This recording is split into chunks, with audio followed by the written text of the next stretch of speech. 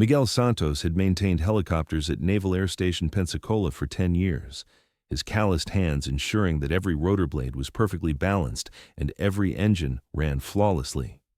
To the pilots, he was just another skilled mechanic who kept their aircraft mission ready, reliable, quiet, and completely unremarkable.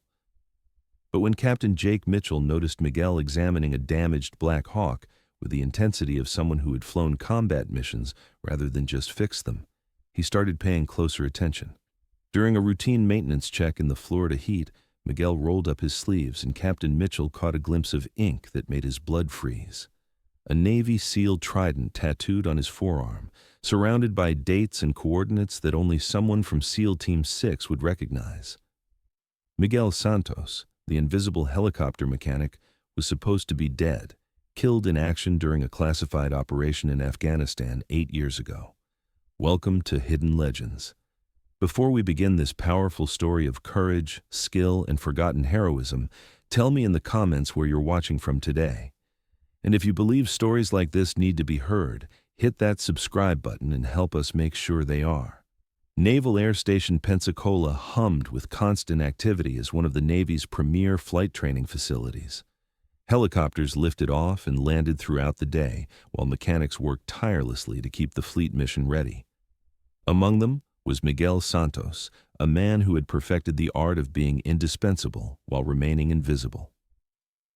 At 42 years old, Miguel possessed an intuitive understanding of rotorcraft that went beyond technical training. He could diagnose engine problems by the subtlest change in sound, predict component failures before they manifested, and troubleshoot complex avionics systems faster than technicians with twice his experience. His work was flawless, his attendance perfect, and his background unremarkable. Miguel's personnel file told a simple story. Navy veteran, honorable discharge, specialized helicopter maintenance training. He'd been at Pensacola for 10 years, arriving each morning at 0600 and leaving after sunset. He worked alone when possible, spoke only when necessary, and had earned a reputation as the mechanic who could fix anything. The pilots trusted him completely. When Captain Sarah Chen had hydraulic issues, she specifically requested Miguel. When Lieutenant Rodriguez needed emergency repairs before a training mission, Miguel was the only one who could get the job done in time. He was reliable, professional, and utterly forgettable, exactly as he needed to be. But there were details that might have seemed odd to someone paying attention. Miguel moved around aircraft with the spatial awareness of someone who had flown them, not just maintained them. He understood flight dynamics with practical knowledge that came from experience, not textbooks. And he always wore long sleeves, even in Florida's brutal summer heat. Captain Jake Mitchell was different from most pilots at Pensacola. A 15-year Navy veteran with multiple combat deployments, Mitchell had an eye for detail that had kept him alive in hostile airspace over Iraq and Afghanistan. He noticed things others missed, patterns, inconsistencies, the small tells that separated training from real-world experience. This Tuesday morning, Mitchell was conducting a pre-flight inspection of his MH-60 Seahawk when he heard an unusual vibration in the main rotor system. The aircraft was scheduled for a critical training mission, and any mechanical issues could ground them for days. Miguel appeared within minutes of Mitchell's radio call, tool bag in hand, and ready to diagnose the problem. But what caught Mitchell's attention wasn't Miguel's quick response. It was how he approached the aircraft. Miguel didn't just look at the helicopter. He studied it with the practiced eye of someone who understood how every component worked under stress. He listened to the engines with the focused intensity of someone who had trusted his life to these machines. When he examined the rotor head, his movements were precise, confident, almost reverent. Main rotor dampers developing play, Miguel diagnosed within minutes. You'd feel it as lateral vibration during auto-rotation, could cascade into a control failure if it goes unaddressed. Mitchell raised an eyebrow. That level of technical knowledge, understanding how a mechanical issue would manifest in actual flight conditions, wasn't typical for ground crew. "You've seen this before?" "Similar issue," Miguel replied simply, not meeting Mitchell's eyes. "Different aircraft." But Mitchell had caught something in Miguel's voice, a knowledge that went beyond maintenance manuals. This was the expertise of someone who had flown helicopters, not just fixed them. Florida in July was merciless, with temperatures climbing above 95 degrees and humidity that made the air feel like breathing through wet cloth. Most of the maintenance crew had adapted their schedules to work during cooler hours, but Miguel maintained his routine regardless of weather. Mitchell watched as Miguel worked on the rotor damper replacement, his movements efficient despite the oppressive heat. Sweat soaked through Miguel's long-sleeved maintenance uniform, but he showed no signs of discomfort or any intention of changing his attire. The repair was complex, requiring Miguel to work in tight spaces around the rotor head assembly. As he reached for a specialized tool, his sleeve caught on a hydraulic line fitting and rolled up his forearm, exposing skin that had been hidden for 10 years. Mitchell saw the tattoo immediately. A Navy SEAL Trident, perfectly rendered in black ink, dominated Miguel's forearm. But this wasn't a generic military tattoo bought in some strip mall parlor. Surrounding the trident were specific details that made Mitchell's blood run cold. GPS coordinates in precise military notation, dates that corresponded to classified operations, and small symbols that only someone with Mitchell's clearance level would recognize. The coordinates were from Afghanistan's Kunar province. The dates matched Operation Neptune's Spear and other classified SEAL missions. And at the bottom, in numbers so small they were barely visible, was Miguel's supposed date of death, August 23, 2016. Miguel noticed Mitchell stare and quickly pulled his sleeve down, but the damage was done. "Captain, I need to finish this repair," Miguel said quietly, his voice carrying a different quality now, more controlled, more measured. Mitchell nodded slowly, his mind racing.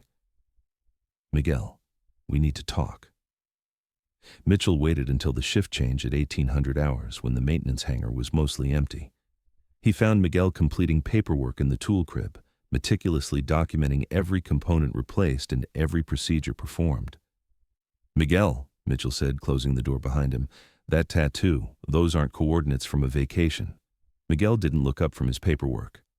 "I don't know what you mean, Captain." Kunar Province, Afghanistan, August 2016.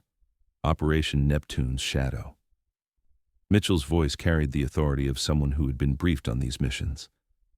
"Those coordinates are from a classified SEAL insertion point." Miguel's pen stopped moving. For a long moment, the only sound was the distant hum of aircraft engines and the air conditioning system. "Captain Mitchell," Miguel said finally, looking up with eyes that held a different quality now, harder, more calculating. "That's a very serious accusation." "It's not an accusation. It's a recognition." Mitchell sat down across from Miguel. "Miguel Santos, helicopter mechanic, clean service record, 10 years at Pensacola. But that's not who you really are, is it?" Miguel was quiet for a long time, weighing his options.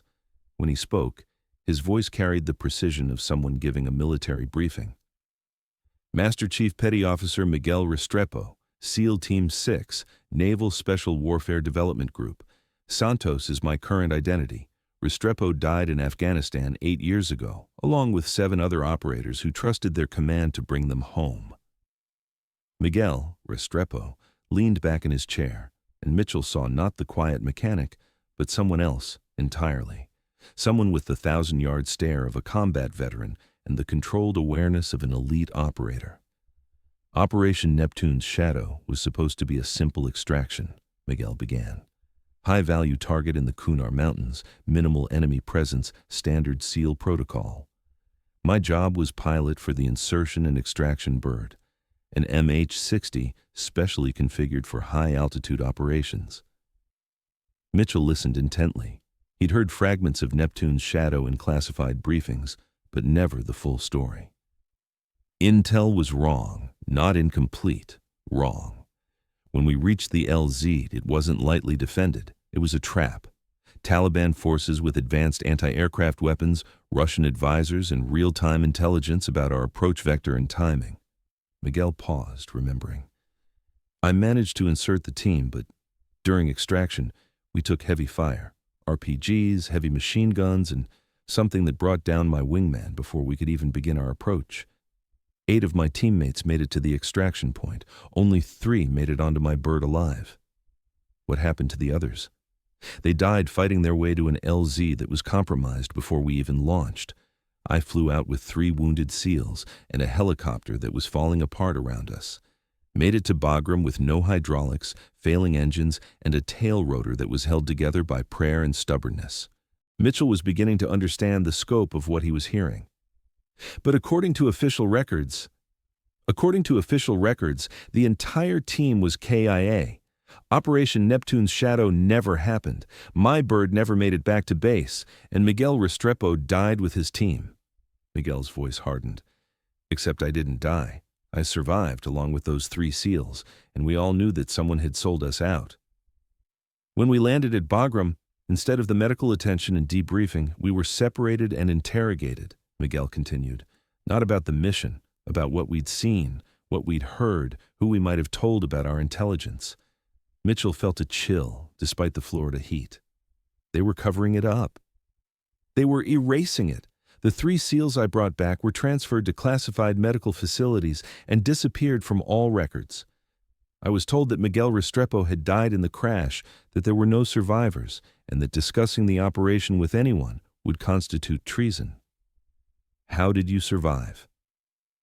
Special Operations Command gave me a choice: accept a new identity and disappear, or face court-martial for desertion and abandoning my team. They offered Miguel Santos, dead Marine with a clean record and no family to ask questions. I took it because the alternative was military prison and the certainty that whoever betrayed Neptune's Shadow would never face justice.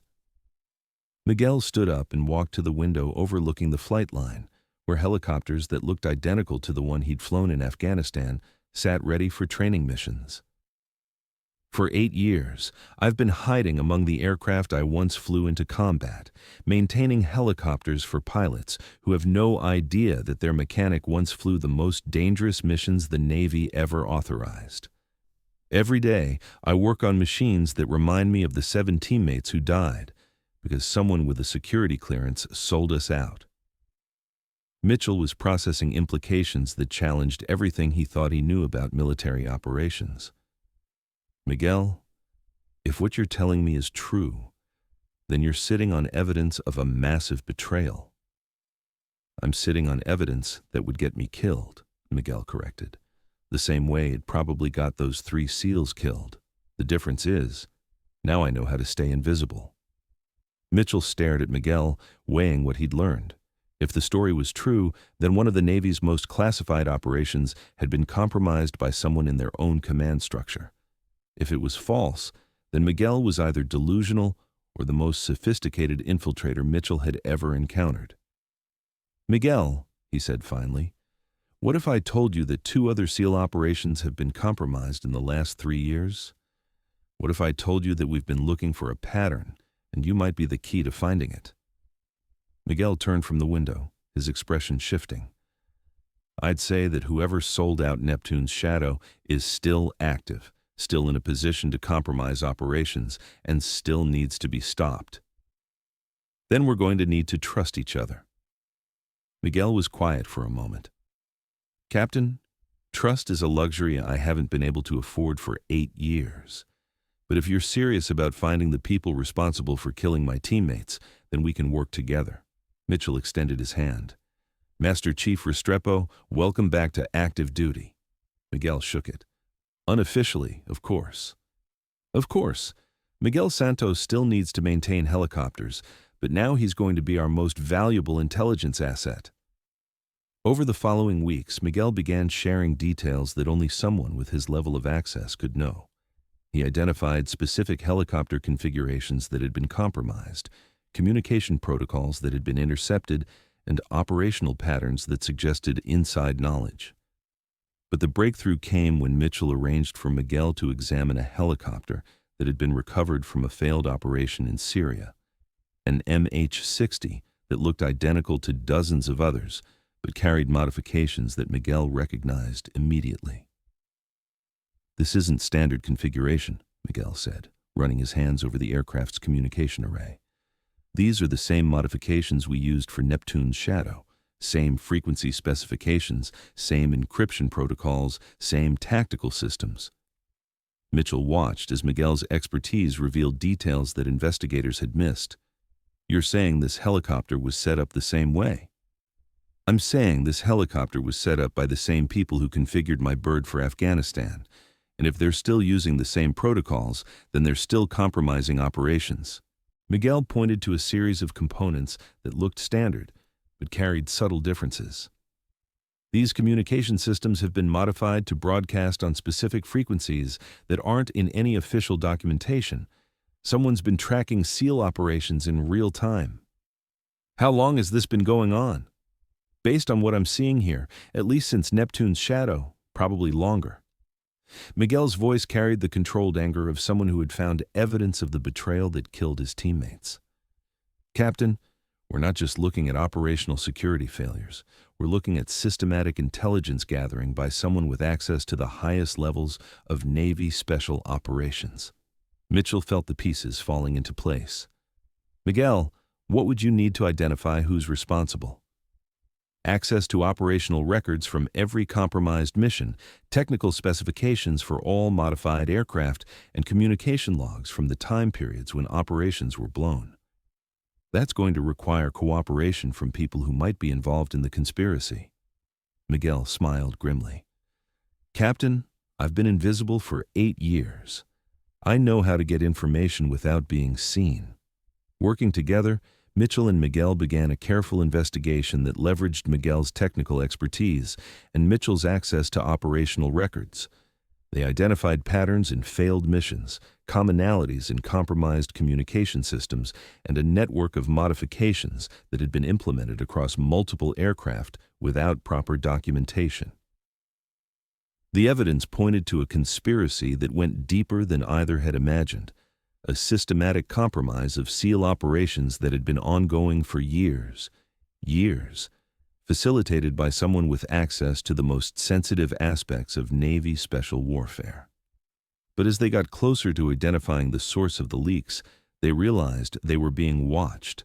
Equipment went missing from Miguel's workspace, communication logs were retroactively classified, and both men began receiving subtle warnings that their investigation was unwelcome.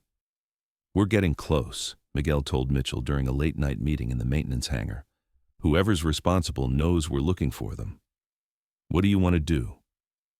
"What I should have done 8 years ago," Miguel replied. "Find the people who killed my teammates and make sure they can never do it again." Mitchell nodded. "Then let's finish this." As Miguel returned to his maintenance duties and Mitchell prepared for what they both knew would be a dangerous confrontation with forces that had already killed to protect their secrets, both men understood that the quiet helicopter mechanic was about to become something much more dangerous. Some secrets hide in the maintenance hangar, carried by people who seem ordinary but who have survived extraordinary betrayals. Miguel Santos had spent 8 years perfecting the art of being invisible, but now he was about to become the most important witness in the fight against those who had turned America's most elite warriors into targets for their own command structure. The SEAL Trident tattoo that was supposed to mark him as dead had instead marked him as the survivor who would bring justice to those who thought they could erase the truth, along with the people who carried it. So now I ask you, have you ever met someone who seemed invisible but was hiding an extraordinary past? Someone who served in silence while carrying the weight of betrayal and loss? Share their story in the comments because, at Hidden Legends, we believe that the greatest warriors often fight their most important battles not with weapons, but with the determination to survive and seek justice. If this story moved you, subscribe and help us honor those who serve in the shadows, forgotten by history, but never forgotten by the truth. We'll see you in the next one.